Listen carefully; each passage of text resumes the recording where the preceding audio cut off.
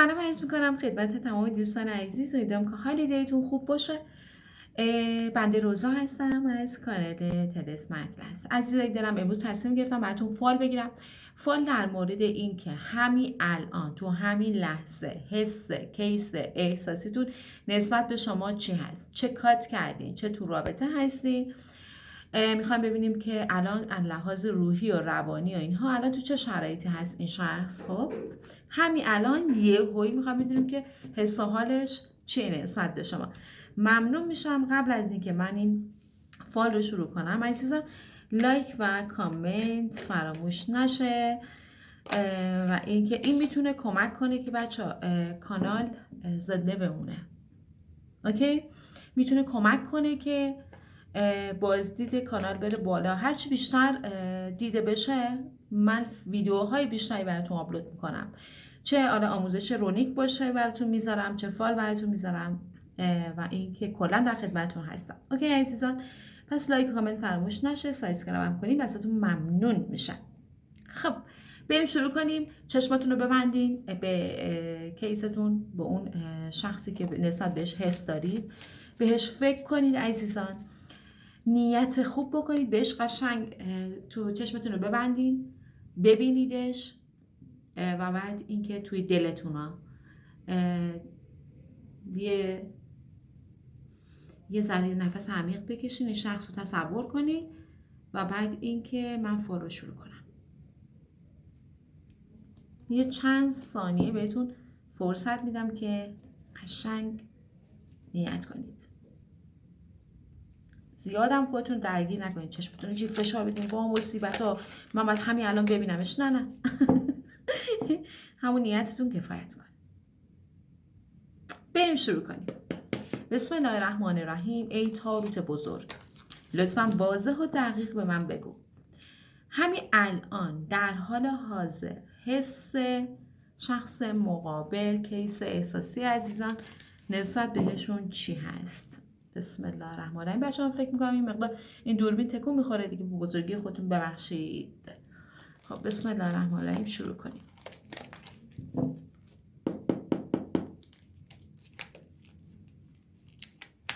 الان یهویی 3 جام. خب کارت اعتدال. من کارت رو اینجوری میکشم که خودتون هم ببینید. 6 چوب. کارت ماه. خب نوباوه شمشیر و یک کارت دیگه از تاروت میگیرم. 4 چوب. بسیار هم عالی. خب عزیزان کارتارم امیدوارم که توی ویدیو باشه، من بلند شم یه نگاه بندازم به این. خب همش توی کادر باشه. هست. ببینید عزیزان، من الان قبل از اینکه بخوام بگم که این داره در مورد چی فکر میکنه، حسش الان در حال حاضر چیه، قبلش من اینا رو بگم خدمتتون. قبلش من اینا رو برمیدارم کلرفای میکنیم. کارت 3 جام. کارت دار. 6 چوب. ماه. کارت ماه. نوباوه شمشیر و 4 چوب. خب یه کارت دیگه بکشم زیر 4 چوب. اوکی. خواستان کارت رو بعد میگردونیم. فقط اینکه قبلش فکر رو خیال نکنید. ببینید عزیز. خب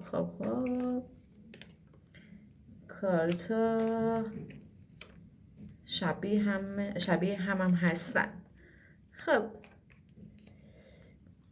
قبل از اینکه شما بخونید من ناچارم کارتا رو برعکس بذارم دیگه، چون احتمال میره که تو اون ثانیه‌ای که من دارم کارتا رو میچینم شما یک برنامه دیگه واسه خودتون وا مصیبتا این منو دیگه نمیخواد. خب ببینید عزیزان کارتا رو خوب نگاه کنید. قشنگ توی کادرم هست دیگه. آره تو کادر هست. کسایی هم که واقعا حوصلتون نمیکشه، حسابتون نمیکشه بشینید این کشیدن کارت ها اینا رو نگاه کنید، بی زحمت خودتون دیگه ویدیو رو بکشید جلو که دیگه قرقرم نکنید. خب ببینید حسش نسبت به شما، ببخشید من بشینم. خب 3 جام ماه که اینجا داریم، اینجا هم دوباره تکرار شده، داره در مورد این صحبت میکنه که احساس میکنه عزیزان که وجود رقیب میتونه تو این شرایطتون باشه. احساس رقیب رو داره، چون بچه داره کارت ماه رو نشون میده. هم ترس داره، خب ترس این رو داره که رقیب اومده باشه. بچه واسه کسایی که کات کردین، خب مرد و زن هم نداره، خانم و آقا نداره، اینجوری نگاه نکنید. الان شما بیننده هستین، چه آقا چه خانم، این فال برای شماست، فرقی نمیکنه طرف مقابلتون زنه یا مرده. اوکی؟ این شخص ترس داره از وجود رقیب، یه چیزی توی ذهنش براش پنهانه، احساس میکنه یه شانسی این وسط از دست داده. برای کسانی که کات کردین احساس میکنه اون شانس دیگه نیست، ترس داره و اینکه همش احساس میکنه که شاید رقیب پاش به میون اومده باشه و اینکه داره سعی میکنه تعادل رو توی زندگیش دوباره برگردونه، میخواد پیروز میدون بشه، به شدت فکر و خیال داره، به شدت نسبت بهتون فکر میکنه، خواب و خوراک نداره، احساس میکنه یک چیزی که تموم شده که میتونسته واسش پیروزی به همراه داشته باشه، خب احساس میکنه اون رو دیگه نداره، اون رو از دست داده، خرابکاری کرده، گند زده. خب الان میخواد تو اون ذهن خودش که میگه که ترس داره که آیا رقیب اومده تو رابطه یا نه، باز هم داره تلاش میکنه که یه قدمی به سمتتون برداره. برای کسانی که کات کردین از راه دور داره بهتون نگاه میکنه، نسبت بهتون حس داره، میخواد گاردشو بذاره پایین، داره به ازدواج هم داره فکر میکنه نسبت به شما، از راه دور داره نگاه میکنه و داره به ازدواج هم فکر میکنه. چون بچه ها حالا نه مستقیما ازدواج میتونه باشه که یه چهارچوب، یه دوستی، یه کنار هم بودن، یه تعهد.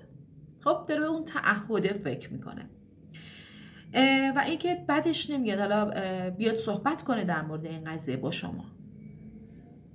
پس کسانی که کات کردین این شخص پشیمانه، سردرگم الان در حال حاضر، به شدت ترسیده و احساس میکنه شاید تو اون تایمری که نبوده شخص سوم وارد زندگی شده، وارد رابطه با شما شده، اینجوری بگم فکر کنم بهتره، وارد رابطه با شما شده و این آدم میخواد تلاش کنه که راه دور داره نگاه میکنه و میخواد سعی کنه که یک صحبتی، یه شانسی تو این رابطه بده و اینکه بخواد یه آماری ازتون در بیاره، ببینید که آیا شما ازدواج کردین، تو رابطه هستین یا نه. اوکی؟ یا تو تعهد با شخص دیگه هستین. برای کسانی که تو رابطه هستین حس این شخص نسبت به شما این هستش که دیگه اون ترسایی که در گذشته باهاتون تو رابطه با آدم‌های دیگه داشته انگار که کم رنگ تر شده. این آدم گذشته خودش رو پاک کرده یه جورایی در ضمیر ناخودآگاه خودش، تو ذهن خودش، و الان در حال حاضر خودش رو، میگم اونایی که با هم دیگه تو رابطه هستین، این شخص الان خودش رو یه جورایی خوششانس میدونه و احساس میکنه که نسبت به رابطه‌های گذشته‌ای که داشته الان خیلی پیروزتره و خودش رو خیلی چی بهش میگن، خودش رو تشویق میکنه، میگه آفرین یک رابطت واقعا دیگه خوب شده. ببین ترس هنوز هستا. شاید آدمایی بودن که حالا این پارتنراتون کسایی بودن که یه ازدواج ناموفق هم حتی تو گذشته خودشون داشتن، خب و حتی همین باعث شده که بترسن از اینکه بخوام بیان جلو، بخوان حرکتی انجام بدن، یا اینکه مثلا نسبت به این عشق ترس داشتن. اما الان اونایی که تو رابطه هستن میگه که خب خدا رو شکر اوضاع بهتره و داره روی ازدواج و روی یک تعهد خیلی بزرگ داره فکر میکنه این شخص و واقعا نسبت به شما حس داره، دوستتون داره و یه سمتی هم احساس میکنه شما جفت روحیش هستی، دقیقا همون کسی هستین که دنبالش میگشته. خب بریم ببینیم که پس چی شد. برای کاتیا گفتم، برای کسانی هم که تو رابطه هستینم گفتم. خب حالا کارت بکشیم ببینیم که قدم بعدی این شخص تو رابطه با شما چیه. ببینیم قدم بعدی چیه، چی کار میخواد بکنه. بسم الله الرحمن الرحیم. ای تاروت بزرگ، لطفا واضح و دقیق من بگو قدم بعدی شخص چیه؟ قراره چه کاری انجام بده؟ هنوز چهارشنبه سوری نیومده، اینا این بر جشنشو گرفتن. سر صدا. خب بچه ها این فال ها جنراله، ممکنه بهتون همش رزونیت کنه، ممکنه که بهتون همش نخوره، بعضی تیکا بهتون بخوره. بچه ها هر جا که به زندگی شما مربوط میشه همون رو بردارید. اوکی؟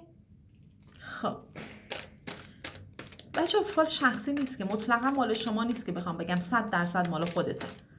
وقتی دیگه فال 1000 تا ارتعاش و انرژی داره میاد، پس ما نمیتونیم مطلقا بگیم که مال خودته شخصا. اوکی؟ خب ببینیم قدم بعدی این شخص قدم بعدیش چیه؟ بسم الله. قدم بعدیش چیه تاروت؟ 6 شمشیر. خب داره نشون از حرکت هست. شاید هم طرف فاصله مکانی داره ازتون میخواد به سمتتون بیاد. 4 چوب دوباره تکرار شد عزیزان. اوه ملکه جام. خب ملکه چوب همون رقیبی که در موردش صحبت کردم. این آدم فکر میکنه رقیب وجود داره. عرابه و یه کارت دیگه از تاروت من میگیرم. اینجوری بهتره. یه کارت دیگه تاروت من بده. حاکم چوب. قدم بعدی این شخص بچه میخواد به سمتتون حرکت کنه. خب من دارم حرکت میبینم. شاید فاصله مکانی دارین از هم دیگه. خب یعنی توی شهر دیگه هست، شما توی شهر دیگه هستی، یا اصلا طرف توی کشور دیگه هست. خب ببینید حرکت دارم میبینم. این شخص میخواد به سمت شما حرکتی کنه، میخواد قدمی رو به سمتتون برداره. من کاری به این ندارم که نماد ما الان چی. ببین نماد ما کلا، چون من خانم هستم و دارم فالو میگیرم، خب و اکثریت کسانی که دارم فالو میبینن خانم هستن. من اصلا کلا چه بخوام بگم نیتمو چه نخوام بگم، من کلا ملکه رو نماد عزیزانی میدونم که دارن این فالو نگاه کنن، چه آقا باشین چه خانم باشین. اوکی؟ من شما رو بانو میبینم و ایشون رو، یعنی طرف مقابل رو، سلطان یا حاکم میبینم. اینم گفتم که در جریان باشید. این نماد شماست برای من. خب و حاکمم نماد طرف مقابلتون هست. خب من این کارتا رو باز میکنم. بسم الله الرحمن الرحیم. 6 شمشیر رو تاروت برای من باز کن.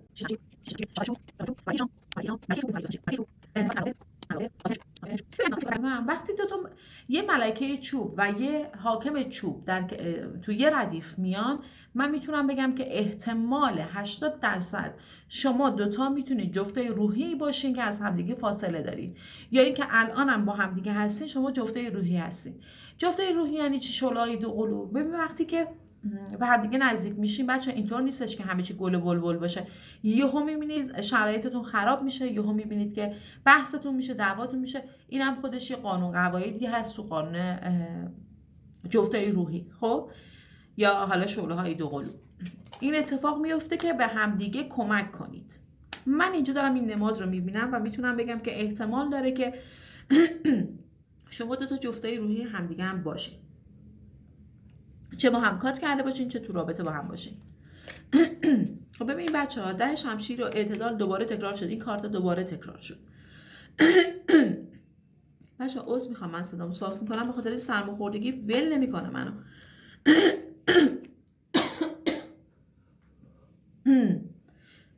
خدا رو شکر خوب شدم، اما صدام گرفت. این صدا اذیت میکنه. خب بذارید ببینیم چه خبره اینجا. حاکم چوب. ببینید حاکم چوب دوباره تکرار شد. خب ببینید عزیزان، قدم بعدی این شخص به سمت شما این هستش که اول از همه میخواد دلشوره ها، استرس ها، نگرانی هاشو میخواد کمتر کنه، میخواد یه شانس به رابطه بده، میخواد دوباره اون برای کاتی ها، برای کسانی که کات کردن. من نمیدونم این دوربین من هی مدام داره تکون میخوره، میخوام دیگه تکون نخوره، اینجوری کارمون رو خراب میکنه. تکون نخور دوست من. اوکی، من دورتر میشونم که دیگه دستم به این نخوره بخواد داستان بشه. خب ببینید عزیزان، این شخص میخواد یک فرصت برای کسی که کات کردیم، میخواد دوباره یه شانس به خودش و به رابطه بده، میخواد به رابطه برگرده، میخواد دوباره تعهد باهاتون عزیزان. میگه یک رابطه‌ای که توش تعادل نبوده و اون رابطه تموم شده رو میخواد دوباره به سمتتون بیاد و جالبه میدونه که شما دوستش دارید، میدونه که شما نسبت بهش حس دارید. خب احتمال اینکه یک پیامی دریافت کنید، احتمال اینکه یک زنگی بهتون زده بشه و احتمال اینکه این شخص از راه دور شما رو به شدت بپاد، خب و شما هم به همین صورت، یعنی فقط اون نیستش که شما رو نگاه میکنه، شما هم خیلی خوب دارید این شخص رو نگاه میکنید، از راه دور دارید میپاینش. خب چون میدونه که شما نسبت به این شخص حس دارید، میخواد یه حرکتی بزنه بچه‌ها. خب و جالبه که من دارم اینجا کائنات رو میبینم، خب کائنات و ملکه چوب و اینجا حاکم چوب و آس چوب نماد این هستش که من احتمال میدم که این شخص یه حرکتی تو این چند وقته به سمت شما داشته باشه یا بهتون تماس میگیره. من اینجا پیامک رو دارم میبینم، من احتمال میدم یا بهتون زنگ میزنه یا بهتون پیام میده.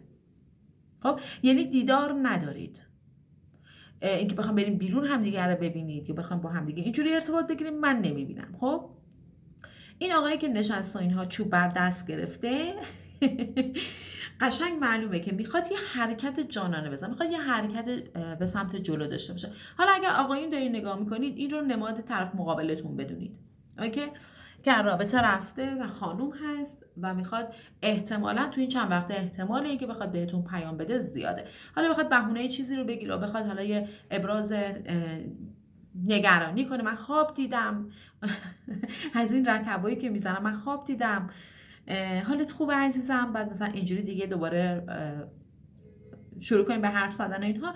من احتمال میدم بهتون پیام بده، باهاتون ارتباط بگیره یا تماس دارین یا پیام دارین از سمت این شخص. برای کسانی که کات کردید قدم بعدیش اینه، میخواد حرکت کنه بچه‌ها، دیگه هیچ چیزی واسش مهم نیست، فقط میخواد شانس بده به خودش. چرا؟ چون پشیمانه و احساس میکنه دفعه قبل هم که رابطه کات شده و خراب شده گندی بوده که خودش بالا آورده، یا تو رابطه با شخص دیگه ای بوده، خب میخواسته اون رابطه رو ببره و تمام کنه به سمتتون بیاد، یا شما توی رابطه ای بودین که نمیتونستین دوباره با اون رابطه نمیدونم اون رابطه رو بتونید کنترل کنید و نگه دارید، به خاطر همین رابطه کات شده.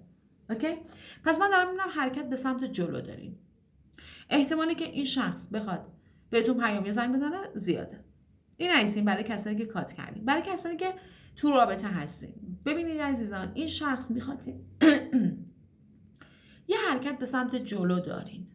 این شخص میخواد الان مثلا تو جایگاه دوستی و رفاقت هستین، این شخص احتمالاً 2-3 تا پله میخواد بیاد بالاتر، یا نامزدیه یا ازدواج، بسته به شرایط خودتون عزیزان. بشینید حساب کتاب کنید، بسته به شرایط خودتون. من احتمال میدم که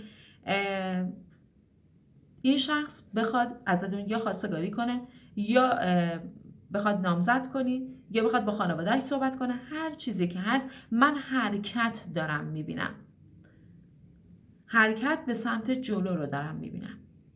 یعنی تو هر جایگاهی تو رابطه هستین قراره که یه اتفاق خیلی جالب تر براتون رقم بخوره و این شخص به سمت جلو حرکت کنه و بخواد کاری را صورت بده. اوکی، خب میخواد دست و پاشو باز کنه، خسته شده بلا تکلیفی، خسته شده از اینکه واسطاده هی منتظر بوده که یه اتفاقی براش بیفته، منتظر این که حالا دیگه چی میخواد بشه، بازم صبر کنم. این بار فکر میکنم که دیگه وانمیسته و نگاه نمیکنه، چون احساس میکنه، حالا میگم یا قبلا تو رابطه با کسی بوده، بچه فرقی نمیکنه چه کاتی یا چه چیزا، اینجا که رابطه کات شده من احساس میکنم برای هر جفتتون طرف قبلا تو یک رابطه احساسی چیزی بوده که اونجا خراب شده و اعتدال از دست رفته، تعادلی وجود نداشته، اما الان میخواد دیگه از این بلا تکلیفیه میخواد بیاد بیرون، دیگه نمیخواد مثل گذشته رفتار کنه، دیگه نمیخواد رو قانون گذشته رفتار کنه، حرکت کنه، میخواد قانون جدید بذاره، میخواد پیروز باشه و اینکه دوست داره که این وضعیت یه مقدار بیفته رو غلطک، حرکت کنه دیگه. انتظار دیگه به پایان، انتظار دیگه بسه، میخواد تمامش کنه. بچه حرکت بعدی این شخص به نظر من یه حرکت انتحاری هست. یهو هم این کار انجام میده. به نظر من حرکت دارن این شخص، چه خانم چه آقا، به سمتتون میان و حرکت میکنن، میان و بهتون حالا یه پیشنهادی میدن. اونایی که کات کردین دوباره طرف میخواد به رابطه باتون برگرده. اونایی که تو رابطه هستین طرف میخواد که رابطه رو حفظ کنه، حالا به ازدواج ختم کنه، به نمیدونم نامزد کنید و هر چیز دیگه. اینم از این.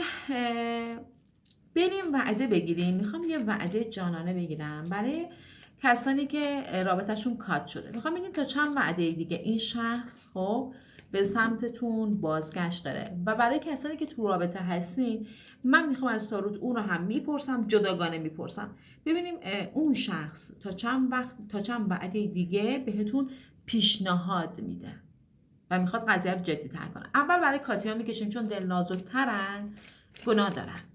خب بسم الله الرحمن الرحیم. ای تاروت بزرگ لطفا واضح و دقیق من بگو کسانی که کات کردیم این چقدر قشنگ کارت میاد. میگه کارت گذشته و از دور نگاه کردن، یه گذشته که داره شما رو دنبال میکنه. خب ای تاروت من بگو که تا چند وعده دیگه برای کسانی که کات کردن بازگشت هست از سمت این شخص. تا چند وعده دیگه تاروت به من آرکان ماژور بده لطفا. بسم الله. انشالله که به آرکان ماژور میده. خب حرکت، 4 سکه، 2 جام، 5 چوب و کارت دویل. خب ببین من با این کارت های پشتیش کاری ندارم، آرکان ماژور میخواستم. اوکی. کارت دویل بچه همیشه معنی بدی نداره. ما میتونیم از کارت دویل به عنوان کارت قدرت هم بگیم، همیشه کارت منفی نیست. ما الان سوالمون این بود تا چند وعده میگه چیزی که بسته شده و قراره که باز بشه تا 15 وعده دیگه این اتفاق رخ خواهد داد. اوکی؟ پس کارت دویل یعنی قدرت، معنی قدرت هم میده و تا 15 وعده دیگه. 15 وعده دیگه یعنی چی؟ یعنی 15 روز دیگه، 15 ساعت دیگه و 15 هفته دیگه. بذار از تاروت بپرسم به جای دویل اگر بخوای به من یه وعده دیگه بدی چه وعده ای رو من میدی؟ به جای دویل چه وعده ای به من میدی؟ بریم از یک کارت استفاده کنیم به جای دویل چه کارت دیگه ای به من میده. اگر بخوای به جای دویل به من کارت بدی چه کارتی رو به من میدی تاروت؟ وعده 7 جام، سردرگمی، هفته، ببین انتظار، سردرگمی، هی نگاه کردن. ببین دوباره خود آقا تشریف آوردن. 2 چوب، آرکان ماژور لطفاً. 6 جام. خیلی قشنگ داره توضیح میده، میگه که این شخص میخواد سردرگمی‌ها رو بذاره کنار، میخواد دیگر نشستن دیگه وا بده، دیگه بلند شه جاش، میخواد آینده رو بسازه، میخواد بیاد پیشنهاد بهتون بده، میخواد گذشته رو به چه قشنگ داره توضیح میده تمام کنه، بلا تکلیفی ها رو. یه کارت دیگه هم بکشم و تمام کنه به پیروزی برسه. اینجا کارت آرکان ماژور که به من داد به دار آویخته هست. به دار آویخته عدد رمزش 12، یعنی تسلیم، رضا و ایثار. بچه‌ها این دوتا کارت رو میبینید جفتش تا حدودی یه معنی رو میده. خب این داره تسلیم شدن رو داره میگه. عدد رمزش 12 یعنی عدد رمزش 15. 12 ساعت. بچه‌ها یه بلا تکلیفی برای کسایی که کات کردیم، بلا تکلیفی دیگه، این بستگی بلا تکلیفی رو داره بهتون نشون میده. میگه از این بلا تکلیفی و سردرگمی بیرون میان، نگران نباشین. یا تو 12 وعده دیگه یا تو 15 وعده دیگه این شخص به سمت شما بازگشت داره. پس اینو نماد بدی نبینید بچه‌ها. خب چون ما سوال عجیبی نپرسیم، ما گفتم تا کی برمیگرده. خب این برای کسانی که کات کرده بودید. میریم برای کسانی که تو رابطه هستین کارت بکشیم ببینیم که تا چند وعده دیگه این شخص بهتون پیشنهاد حالا ازدواج یا که شرایطتون رو بهتر کنه میده. بسم الله الرحمن الرحیم. تاروت یه وعده من بده برای کسانی که تو رابطه هستن. میخوام ببینیم تا چند وعده دیگه این شخص پیشنهادات خوشگل قراره بده. ملکه جام دوباره اومد بچه‌ها. آس جام، 2 سکه، 2 کاپ. میبینی کارتا برای کسایی که تو رابطه هستن چقدر قشنگ داره نشون میده، برای کسایی هم که تو رابطه نبودن هم خیلی قشنگ داشتن. بستگی، بلا تکلیفی، نگرانی، استرس، دست کردن. حالا من شما رو داره میگه این عشق که با هم دیگه هستی، این دودلیه که الان داره این شخص که حالا باتون در کل داشته و نداشته، قراره این دودلی ها تمام بشه. من عشق کامل دارم میبینم. ببین بچه‌ها کارت انتقال رو به من داد. خب کارت انتقال معنیش این نیستش که دور از جون مثلا مرگ و نمیدونم تمام شدن یک رابطه و فلان مثلا، نه ربطی به این نداره. ما پرسیدیم که آیا تا چند وعده دیگه این شخص پیشنهادات بهتری میده. وقتی این کارت انتقال میاد یعنی گذشته تمام میشه، میخواد یه گذشته ای رو تمام کنه و به سمت جلوتر بذاره. اوکی؟ خب کارت انتقال عدد رمزش 13، رهایی از کهنه ها، رها کردن. دیدی بهتون گفتم اینجا، بهتون گفتم چی؟ رها کردن، رفتن به یک قدم جلوتر، رفتن به چند تا پله بالاتر. پس عدد رمز کارت انتقال 13.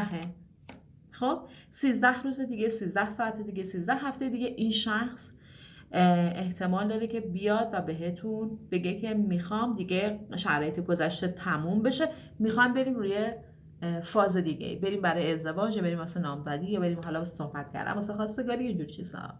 پس 13 وعده دیگه عزیزان برای شما. 13 وعده، 3 و 1 هم 4 هم میشه، رو 4 هم میتونید مانور بدید. و همینطور برای کسانی که رابطهشون کات شده عدد 12 و اینکه این 12 میتونه 2 و 1 میشه 3. وعده 3 رو هم میتونید در نظر بگیرید. اوکی عزیزان، امیدوارم افعالتون راضی بوده باشون عزیزان دلم. امیدوارم که بهترین اتفاقات براتون رقم بخوره و اتفاقات جالب بیفته و بیای کامنت بزنید بگین روزو دقیقاً همونی که گفتی شد. عذر میخوام عزیز، من اینقدر سرفه میکنم.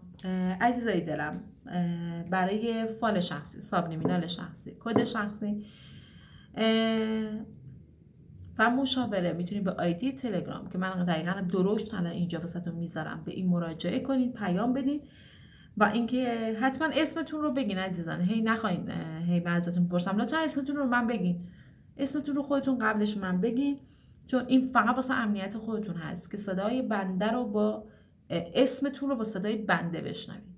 اوکی عزیزان، امیدوارم که بهترین اتفاقات براتون رقم بخوره. خیلی دوستتون دارم، مراقب خودتون باشین. فعلا شبتون بخیر و خدا نگهدار.